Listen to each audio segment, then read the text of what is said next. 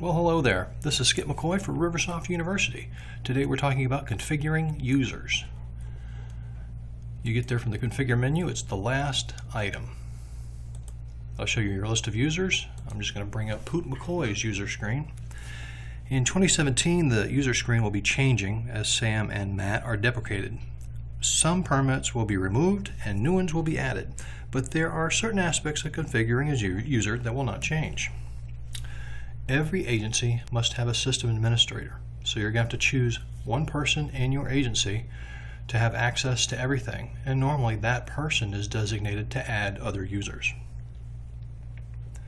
To add a user, you click the New button, put the user's full name in, then the username they're going to use to log in on the login screen. You can also put an email in, and this is important if this user is going to be a customer service representative that is going to get Elvis email notifications when their clients have stuck visits on the Elvis monitor.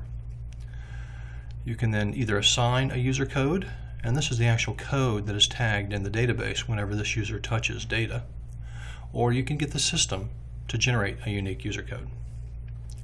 Then you assign them a password, and when you assign a user a password, make a decision on whether they can update their own password, and in general that's a good idea because you want to keep the data secure. You want people to change their password from time to time, and that is down here under miscellaneous permits, change password.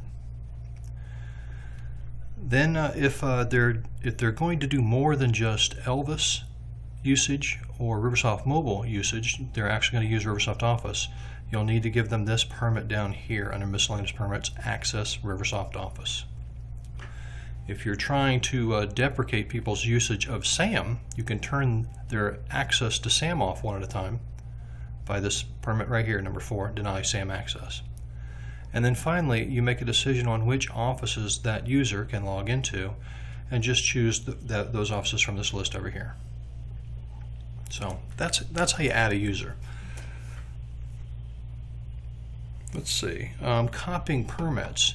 If you've as you go through these permits and you learn which permits control which features, you might start setting up classes of users, and then when you add a user, you might just want to find a user of the same class or type and then copy the permits from that user. That's a pretty fast way to set up users.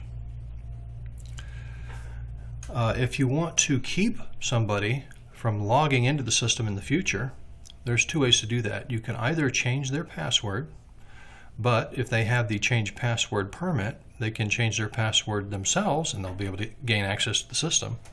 But to really deny them access to the system in the future, what you want to do is click on Do Not Use. When they log in, it'll just say that the username is no longer active. Do Not Use, this does not delete the username. It just simply takes it out of the login list, and that username can't be accessed anymore inside the system. Okay, there's also a report called the user list, and this will give you a nice report of all the users in your system and all their permits. So you can very easily see who's got system admin privilege, who's got certain permits, who's got do not use. So this is your reporting mechanism for your permits. Okay, once you've got the permits in, of course, your users are, that data is used whenever someone logs in to Elvis, Riversoft Mobile, or Office from the login screen. But it's also used on a few other screens. On the employee screen, you associate an employee to a user to give this employee access to log into Elvis or Riversoft Mobile. From the physician screen, which is right here, you can bring up a physician, and you can give a physician a username. No physicians by that name, but a list of usernames matching the last name or first name would show in here, and you could assign a physician a username so they could access clinical records in Riversoft Mobile for patients where they are the primary physician on the care plan. And there's one other place, payers. Payers can also access Riversoft Mobile to look at their patients' electronic medical records. So when you choose payer, there's a username right here. So this would be the agent for the payer that's going to be logging in. Okay, that's configuring users in Riversoft Office. By configuring users inside Riversoft Office, you're also configuring the users in Riversoft Mobile and Elvis. This is Skip McCoy for Riversoft University, signing off.